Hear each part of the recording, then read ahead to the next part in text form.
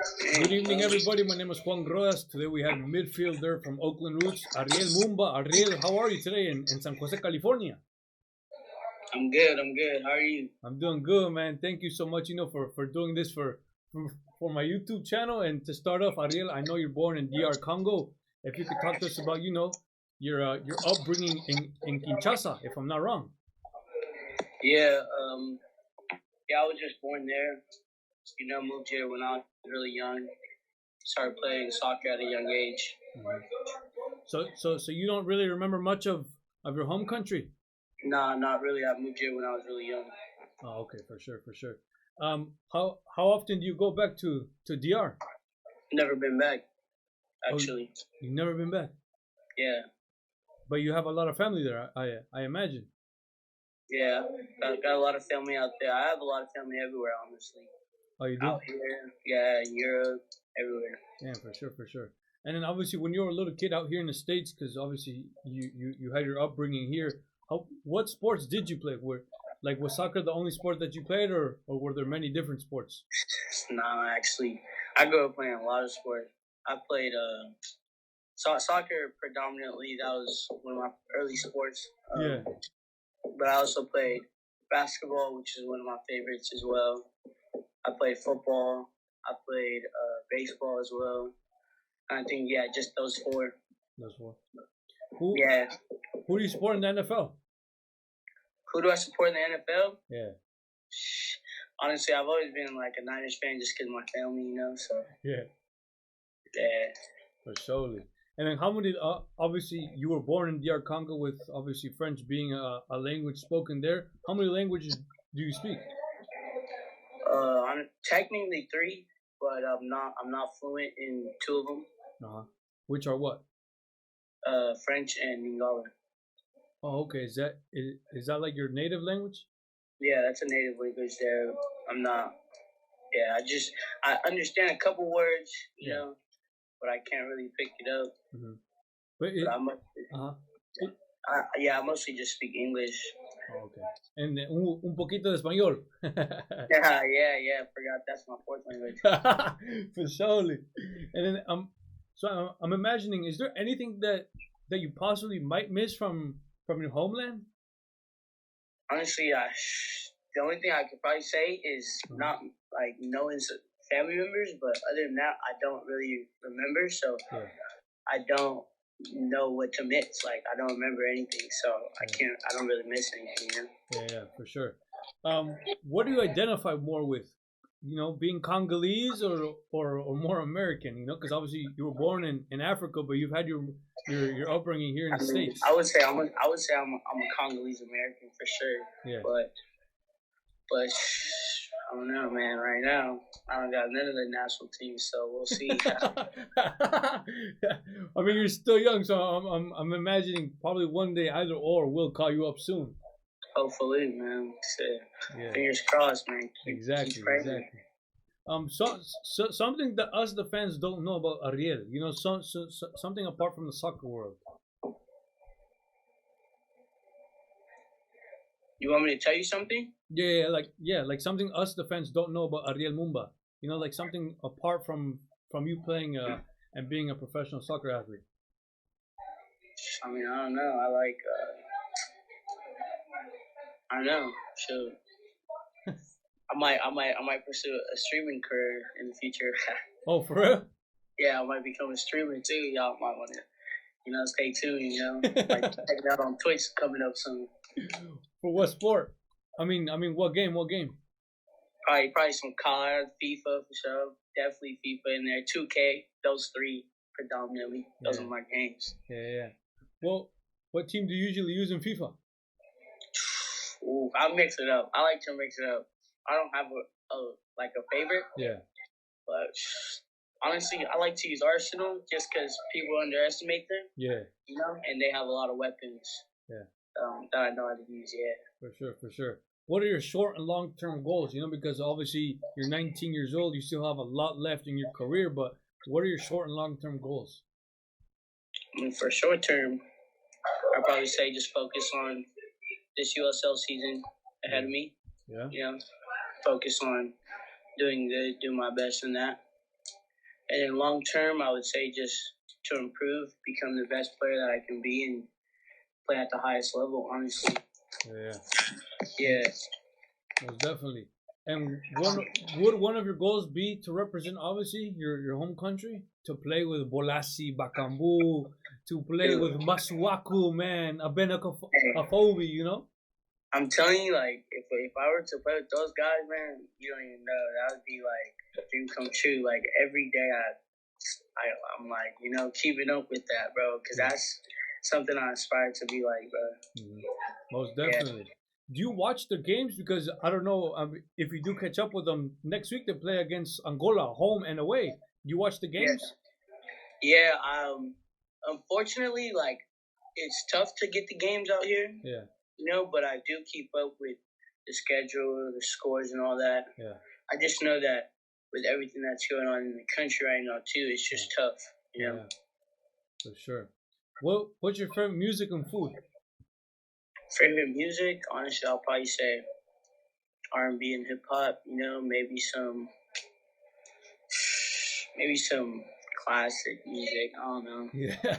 Smooth. I don't know. I like a variety. Honestly, I like a lot of different types. Mm-hmm. But food, I don't know. I don't know. Food is tough too, man. Cause I don't even know if I'm allergic to any food. Yeah. So I eat it all, dude. I eat it all.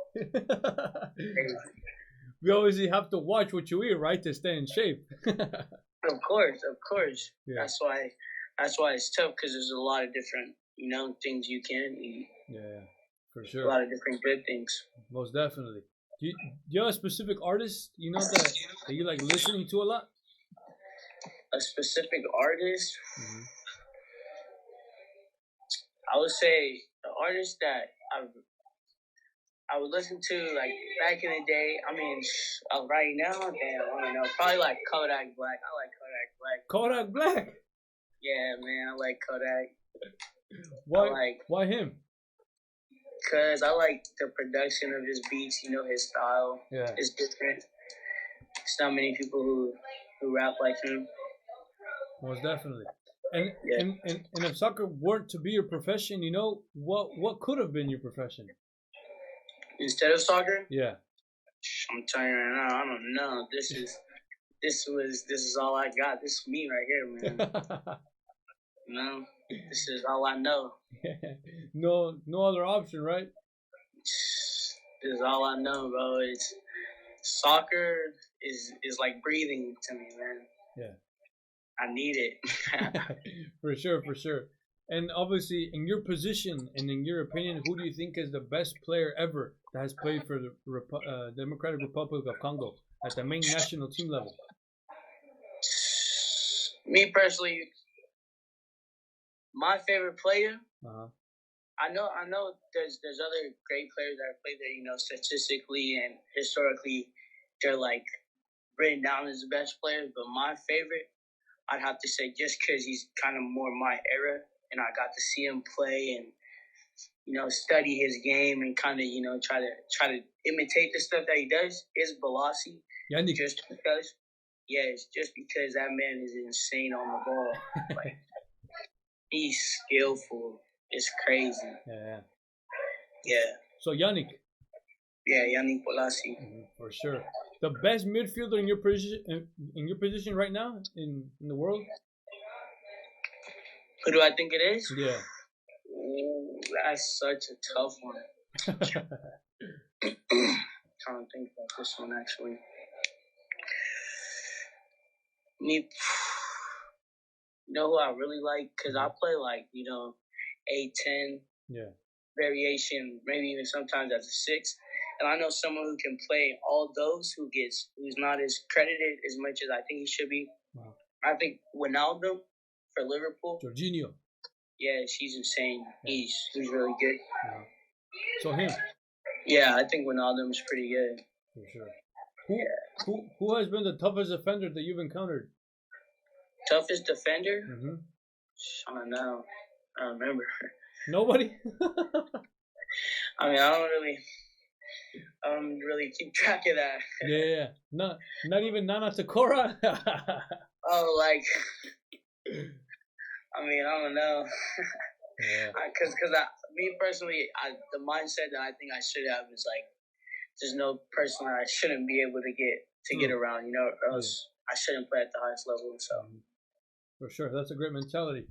What league would you like to play in? Obviously, right now you are in NISA. You're right now in the USL, and you're still 19 years old. But what league do you aspire to play at?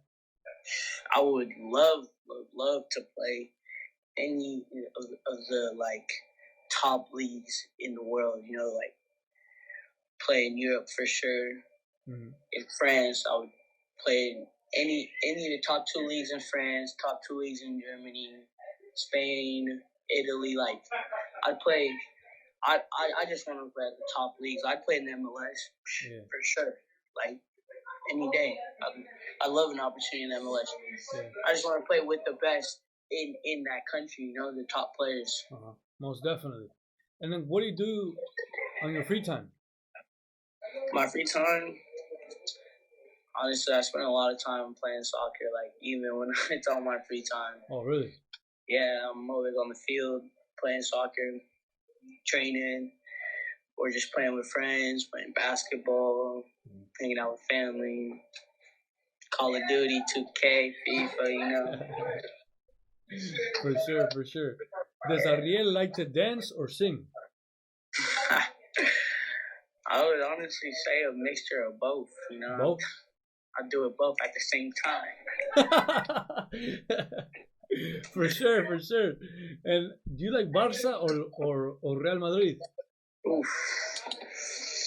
Barça or Real Madrid? Honestly, I can't choose. I don't know how people choose. I can't do it. I'm going to just leave that question. I can't do it. Messi or Ronaldo? Oof, I go Messi. Why Messi? Yeah, bro, I've never seen Messi do like the step over. I've never seen Messi do like crazy skill moves. I've never seen him do all the flashy footwork. Dude, he just runs at you and he runs past you. Yeah. And it's like you just watch him run past you. You can't do nothing. Yeah. It's like you know what he's gonna do. Yeah. And you still can't stop it. Exactly. It's crazy. Yeah, it's crazy. And obviously, with the Champions going on right now, who do you think is going to win the Champions League? Obviously, it's still very early on in the group stages, and Madrid is in 3rd place in the group. So who do you think might have a possibility? Right now, what are the teams that have been doing good? I feel like I don't know. A lot of teams are kind of folding. Yeah. Probably Bayern, dude. Like Bayern's gonna take it again. You think so? Dude, yes, they're insane. They're gonna take it again. Yeah, it's just too much, right? It's too much. They're stacked. Like even their bench. You saw their bench? Yeah, crazy. Yeah. I agree. What has been the toughest moment in your career so far? Has there been any? Yeah, definitely. I've had a lot of tough moments in my career, man. Like, I know my sound like kind of naive or like whatever, because I'm still young. Yeah. And I'm sure I'm yet to face my toughest moment, is what I think. Yeah. But so far, like, I'd probably say my toughest challenge has been with the Roots, making that jump from the academy to first team with the Roots. So, yeah. Go ahead. So you were part of the 510 project? No, actually, I was never. I never played with the 5 window. I was always on the first team. Oh, okay. So you just literally signed from Dienza straight to Oakland Roots. Yeah, straight to Oakland Roots. At first, I was like a practice player because that was when I was still on trial. Dienza. I was still on Dienza. Ah, okay. So I would just train with the pros, with the Roots. Come in, train during the week, and then I'd play games with the academy on the weekend. Mm-hmm. And then the season after that is when I decided, okay, I'm going to be full-time with the Roots because it was my last season in the academy. Mm-hmm. So I finished the academy full-time with the Roots, and now we're here. So you train with you train with Mbumba? Yeah, dude, I was on that OG team with Moon. I love that guy, bro. I still see him all the time. That's a massive man, huh? He's the boy. Yeah. For sure, for sure. And obviously, right now, being 19 years old, who has been the biggest trash talker right now during this past season that you just had? The biggest trash talker. Mm-hmm. Ooh. I'm pretty sure there must be a defender. There has to be somebody. In training? Or maybe even playing against another team. Because, trying to think, because when we're in training, there's a lot of guys, we have a lot of humble guys. Yeah. And they just they trash talk with their play, you know, they just play hard. Yeah. They don't make it easy on you. Yeah. But biggest trash talker, I'd say Jack McInerney. Hands down. The forward. Jack McInerney. Oh, God damn, but he looks hella quiet. He is hella quiet, but he still talks his trash. At least to me. At least to me. He would, at least to me, yeah. Did you ever get mad and say something back or not? That's for the training pitch. For sure, for sure. And do you remember your first pair of boots that you ever had or that were given to you? I actually do. It was actually my friend's mom's boots. Your friend's mom's boots? My friend's mom's boots, because I remember I was going to play a game, right? I just joined a team, and it was like last minute. They just signed me up, boom, boom, boom. Last minute, I was hecka young, right? And I didn't have nothing, so I pulled up. No, it was to training, and I pulled up in jeans and like a long sleeve like sweater shirt. Yeah. And I had just regular shoes on, and I didn't have no boots or nothing because they just signed me up and were like, yeah, it's okay, just come if you soccer. Like, you don't even need cleats, you can just play like that. It's the first day, whatever. So she had brought her old cleats and her old shin guards because she's hecka small, she's hecka short. So like, it fit me, and she brought them for me, and I played in some little like Adidas, old black and white Adidas cleats. Yeah. Yeah. Crazy memory, huh? Yeah, crazy memory. Most definitely. What sacrifices have Ariel Mbumba, like what have you done, you know, to be where you are today? You know, because all we see is, you know, is you guys play on the pitch 90 minutes or sometimes even less, you know, but we don't know the whole backstory of what you've gone through, you know, but in your case, what have you done and what have you sacrificed to be where you are today? I mean, I don't know. I feel like I've sacrificed what was necessary to be what I'm here. So that's why for me it's like I'm willing to sacrifice a lot to make it to the top, you know? Yeah. So I've sacrificed like the basic like childhood, you know, like having fun, going out with friends all the time, doing that type of stuff. Like for me, I was always busy going to games, trainings. Literally, I always would miss stuff on weekends because I have to drive to Modesto for a whole tournament. Yeah, you know, and that was me growing up. Like all my friends would go out, go hang out on the weekends, go to parties, and when I'm spending the whole tournament in Nevada for Mayor's Cup or something. Yeah. As a kid, yeah, just playing tournaments all the time, going from team to team, just trying to play. Like for me, I don't know, like I just really like playing. Mm-hmm. Yeah. Most definitely. Imagine if the United States men's national team calls you, but at the same time, Democratic of Congo calls you up at the same time. What would you do? Who would you choose and why? Oh, yeah, that decision is for when the time comes. See, you just hit me with that one out of nowhere. That's putting me on the spot. I'm not ready for that one yet. I gotta think. So you would leave the Leopards on pause? Nah, I said I gotta think. I said I gotta, negotiate with both of them and think, talk it out with my family, and figure out what's the right decision there. Because I'd love to play for both. Yeah. Like, whichever one calls me, I'd love to. Do you know the national anthem of your homeland? I do, but it's like it's in another language, and it's just in another language. It's in French. It's in French. Oh, it is in French. Yeah. Oh, then okay, for sure. So right now, you can't give us an answer, right? I mean, it's just like. No, it is a tough decision, though. It is. Yeah. Yeah, for sure. And then obviously, if you could talk to us about, like how did how did you sign with Oakland Roots? Like, how did that all come about? Because obviously you were training with them and everything, but I'm pretty sure there was more of a bigger process of you eventually signing professionally. Yeah. It was just I started out as a training player, and over time, I just started to prove myself to the coaches and staff that I could compete and that I deserved an opportunity like a lot of the other guys to compete, and I just kept improving. Over time, I owe it a lot to the staff for believing in me, and having that trust in me to improve and get better. Who was the person to tell you, all right, we want to sign you, here's a contract, you're now a professional soccer player? Who was the person to tell me that? Yeah. Like, who was the person that actually told you, like, all right, we want to actually sign you with the team? It was the coaches, the head coach and the assistant coach, Dario.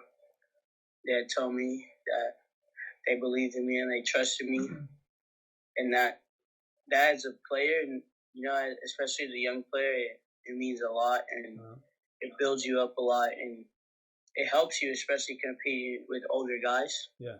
Because sometimes you don't have that confidence and belief in yourself, and if the coaching staff does, then it helps.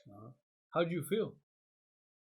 I felt great, and I just feel like just keeping on doing what I'm doing, keep getting better, improving. Most definitely. And then obviously, this year and for all the seasons and all the different, countries for soccer, it was crazy, It stopped for hella months, then it came back, especially at the beginning with no fans, you had to train and then having testing and everything. It's crazy times.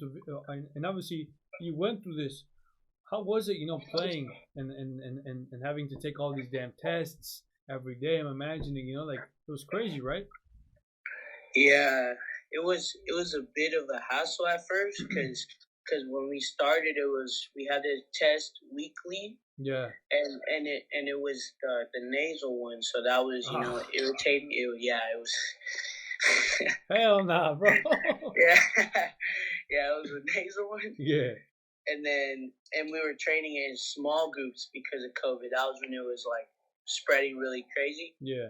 So we were only training in like small groups, 6 or something like that, maybe even smaller. And then progressively, with positive tests week after week, we were allowed to progress into larger groups with permission of the state or the county or whatever. Yeah. Yeah. For sure. And then how was it playing with no fans? Because I'm pretty sure you wanted the support from Oakland there when you actually had home games. The thing, playing with no fans is a lot different, because the energy from the fans, it drives you. It honestly does. It drives you. But with the team that we had this year, like playing with those guys, it also felt well. I felt like with no fans, the competition between you and the other team is more serious. It's more there. Yeah. Because it's just you guys, their coaches, your coaches. And then really it's just your guys' benches yelling at each other. They're just yelling, You can hear everything. You can hear everything. You can hear, so it's pretty intense still. Yeah. So it gets, I feel like it gets more personal with no fans. Yeah, most definitely. Yeah. And I completely agree as well. And obviously, it was a crazy season. You guys made the final, and the question is what made your guys' team so damn special, from from playing all these games, winning them, and obviously making a damn final. Like what unified you guys so well? What unified us, I would say, just probably the professionalism of everyone, because we had a lot of guys who have been there, who have played at high levels. Yeah. And they knew how to handle that type of situation in that environment, and they know how to control their emotions and work with their teammates, and they know how to win. Yeah. We had a team of winners, honestly. Yeah. And what made it special compared to every other team in that league, in my opinion, would be the way we played. Yeah. If you look at every goal we scored, you can't compare them to any goal any other team scored. We connected like 15 passes, then a goal. Uh-huh. That's what we do. That's Oakland. Yeah. That's how we play. Hell yeah. Like we'll possess you. We'll move the ball. We'll make you chase. Yeah. And when we lose it, we'll press you. Yeah. So I feel like that's what made us different. Our style of play, for sure. Not a lot of guys can. We play high level soccer. That's what I'll say. Yeah, most definitely. Yeah. And then obviously, you guys make the final, but sadly and unfortunately, you guys just didn't get the W for the last game. But in your opinion, because I know you started and you played well, what could you have guys done, to get that championship if I'm not wrong, in your second season, man? I would say we could have done better in keeping focus. Definitely. I feel like second half we came out strong, very strong, especially with the 1-0 lead. Came out strong, possession and moving it, which probably relaxed a lot of guys. Yeah. A lot of guys were probably calm now on their back foot, kind of chilling. Oh, we got this. Yeah. And maybe I think that's what caught us. Yeah. We should have kept that focus all through 90 minutes. We started losing focus, and they caught us. Literally, both of their goals were just us losing focus, where we were out of the play. Most definitely. And then if you could talk to us about, the level of the NISA league, because I'm pretty sure a lot of people that didn't really know about the league didn't really talk the best about the league, but obviously you playing in honestly, it was a pretty high level. What do you say to those people about the level of the NISA league? I just gotta say that, like, NISA honestly has got some top talented players, and has got a lot of guys that actually played at higher levels than that. Exactly. So a lot of guys that that, like I said, have been there. Like, for example, my team, we're a high level team. Yeah. We could play in a high level, and that's just my opinion. And there's a lot of players with that capability in NISA. And yeah, NISA's a good league. Most definitely. And then obviously, if I'm not wrong, like a month and a half ago, Oakland Roots announced that they are moving up to the USL, which is a huge step, not only for the Oakland Roots, but for the people also in Oakland that do support the team. What are your expectations? Obviously, playing at going to play at the USL, a better league per se, and obviously being very young. What are your expectations for the next season? Well,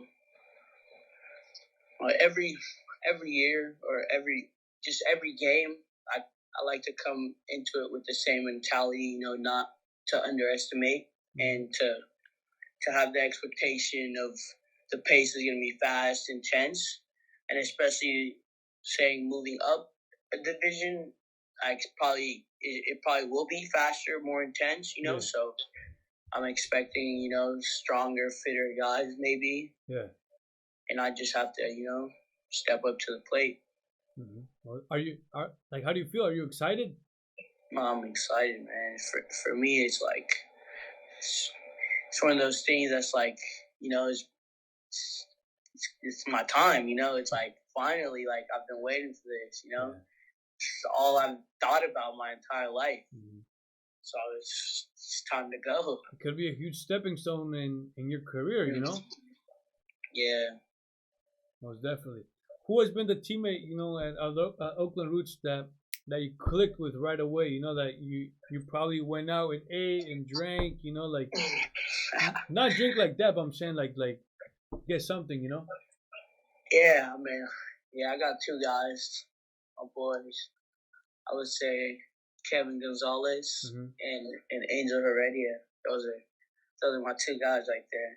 Most definitely. And then I'm pretty sure you guys are gonna stay for the next season, right? Yeah. For sure. Who is the funniest and shyest in the Oakland Roots locker room? The shyest? I would probably say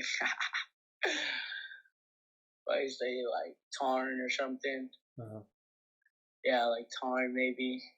And the funniest, there's a lot of funny guys, man. It's crazy. Like that team was so funny. That team was hecka funny. I don't know who's the funniest. I can't even pick. The whole team was funny. When I interviewed Peter Pearson and Nana, they both said you. No cap, they said you, bro. They said you, man. No, those guys are funny, dude. Those guys are funny. For sure. Who had the best and worst fashion in the Oakland Roots locker room? Best and worst? Yeah. You know, it's funny actually. We used to do every week we would have worst dress, best dress, best hair, worst hair in the locker room where they would write it up on the board. And people would like at the end of the week everybody would vote like at the end of the week depending on how everybody looked throughout the whole week. Yeah. And I don't know, some guys would win, some guys wouldn't, and then some guys would get reelected like over and over again, you know? God damn. Just pick the same guy. He would keep winning like worst dressed over and over. So people just started picking on him a lot, and that kind of became a thing, you know? You can't expose who it was. Honestly, I want to, but I don't know if I should. You should, bro. You should. You should expose him. Nah. That's messed up. But yeah, I think I hope we go back to that this coming season, though. That was cool. Most definitely. When does your contract end up with Roots? When does it end? Like when is your contract up with them? Well, right now I'm actually working. You know. You're renegotiating.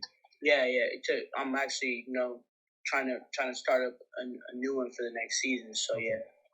Most definitely. And then obviously if you could talk to us about the fans in Oakland, you know, because I'm pretty sure from you being there for the first couple games, Oakland did come and support loud, you know, like if you could talk to us about the fans. Man, the fans, the environment was crazy. I mean, my first game was when I was still a practice player. I was getting rostered for games. I went to the game with the Juarez game. I was rostered for that one. I was on the bench. I was in the 18. And then the Zacatepec game. That game I debuted. That was the game I actually went into. And man, those two games were insane. I think those ones had the most fans that had came out. Yeah. And man, it was an environment because I was a little bit younger. Yeah. I was still 17. You know. Yeah, I was still 17 for those games. Yeah.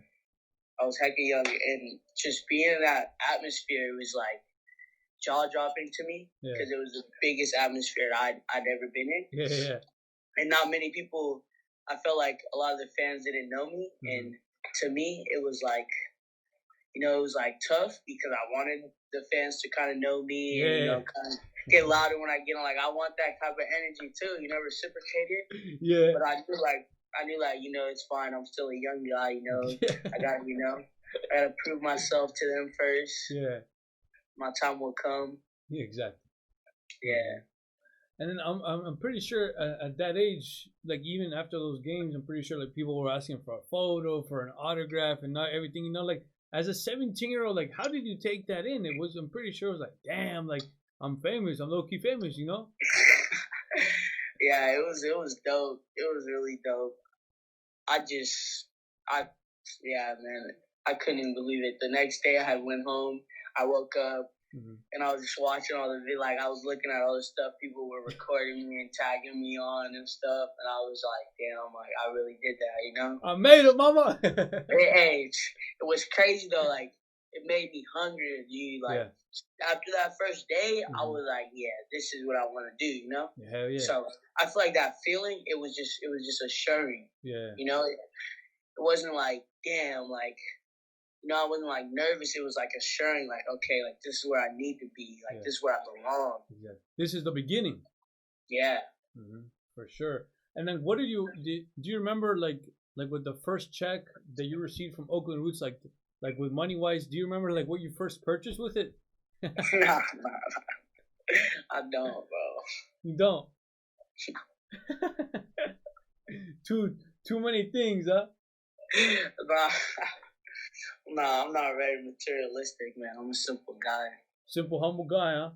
Yeah, just, you know, jeans, sneakers, t-shirt or sweater, nice hat. Throwing a hat. Maybe if I'm feeling myself, a little chain on me, but that's about it. You know what I'm saying? God. What a savage, bro. No, I'm just playing right now. No, I believe it. I believe you. The crazy thing is I believe you, bro. I'm not just simple, bro. I'm just simple. For sure. And obviously, you have the number 44, which is kind of an odd number, you know, so not a number that we usually see on the pitch. And I'm pretty sure the reason why you picked it has a story behind it. But if you could tell us why 44? Yeah, it's actually a pretty weird story. I mean, yeah, it's a pretty weird story. I actually wanted a lower number. Okay. But, you know, as a younger guy, I don't get first choice. Yeah. And it was weird. It was like I just had a couple options to choose from, and they were pretty high numbers. Yeah. And I could have got like lower number, like 30s or whatever. Kind of weird numbers. And I was just like, honestly, I didn't get the number I wanted. Yeah. So I don't really care what number I got. And I was thinking about it. I saw 44, and I remember, dang, my first ever really competitive soccer team when I got into the academy was number 44. Oh, okay. And that was when I decided okay, I really want to take soccer serious because now I'm playing with MLS academy teams. That was when I was playing with San Jose Quakes youth academy. That was when I was wearing number 44. So you played with the Quakes, the Quakes academy? Yeah, I played with the Quakes youth academy. For how long? That was my first academy. I played with them for 3 years. So you played with the likes of Jacob, Gilbert Fuentes and stuff like that, or no? I grew up playing against them always because when I played there, they played at Ballistic Academy. And then when they went there, I was playing at Juventus out in Redwood City. Juventus, yeah. I played there as well. And then played a little bit of Timbers. After Juventus. Yeah, you went to Timbers? Yeah, I went to Timbers for a bit, yeah. But you didn't play with anybody that plays pro right now with the Quakes or that has gone from the Quakes? On the first team right now, I never was teammates with any of them, no. But I played against all of them. All 4 of them that are first team. Are they all hella good? They're all good players. They're all definitely good players. Huh? From what you think? Yeah, no, they're good players. They're my age, you know. Yeah. They're my age playing pro. They're ballers. Yeah. Why did you leave the Quakes Academy? I left when I was still really young, like U15, I think is when I left, and that was just cause things going on with the coaching staff, whatever. Just basic youth soccer stuff. So then went over to Juventus, and actually had a great relationship over there as well. Most definitely.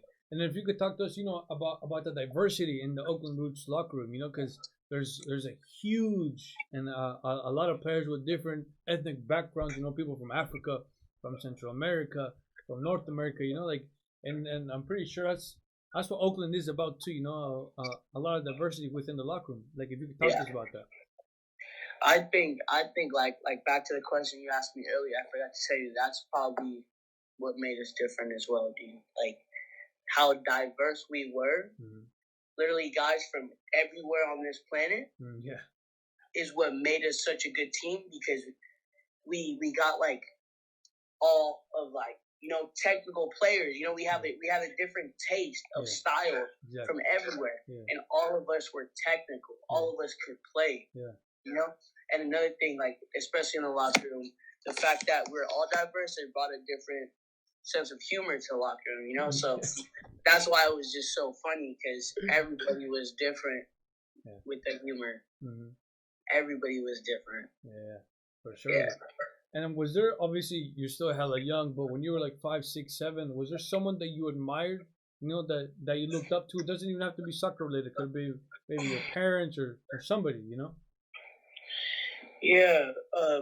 Actually, I had an uncle who grew up playing in like lower leagues in Africa. In Congo? Yeah, in Congo. That I used to admire to be like. Probably him. Yeah.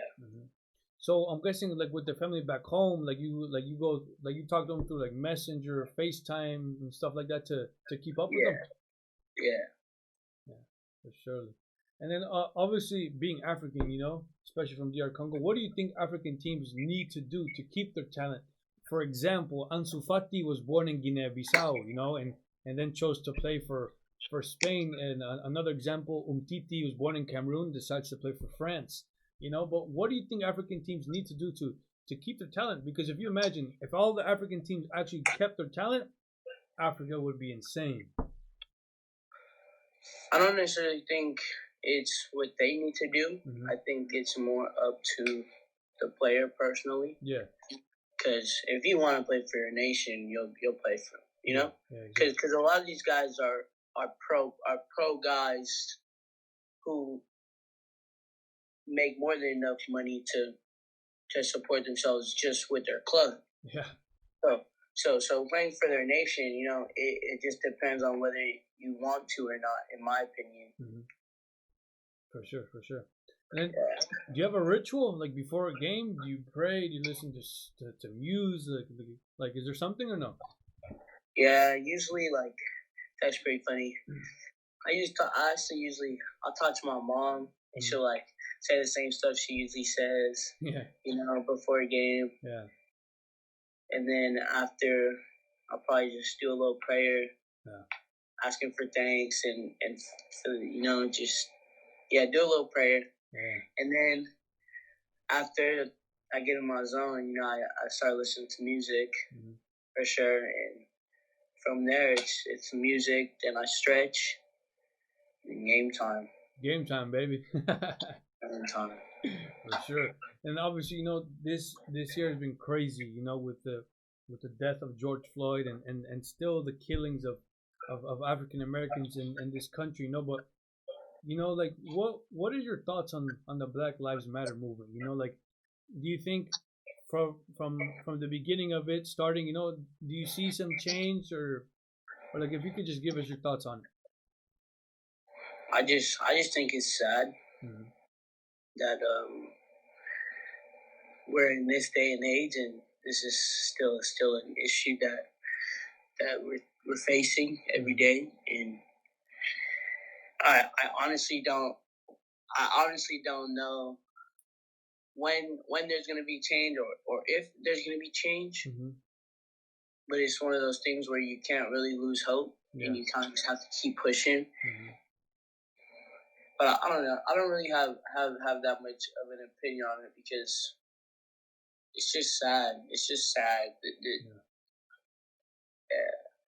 Did you go out in the protests, like when they were occurring, or you stayed home? I actually could not participate in protests, because that was when I was in quarantine lockdown with the Oakland Roots. So our entire team, our entire staff, like everyone on the Roots, we weren't really they had given us permission, like if we wanted to go protest, we could. But they had also said, like, remember, we're still on lockdown, and we were getting tested for COVID, and any positive test would have, would have ruined that for us. So you didn't protest? Yeah, I didn't physically go out and like protest. Yeah. And what do you think, has to possibly change for there to be changed? Because like how you said, it's pretty damn sad that this is still occurring right now, I mean, I don't know. It's pretty tough, huh? Pretty tough. I don't know. I feel like that's one of those things that if it's not anything that's like within the law that needs to change, and maybe it's a personal thing within people that needs to change. Yeah.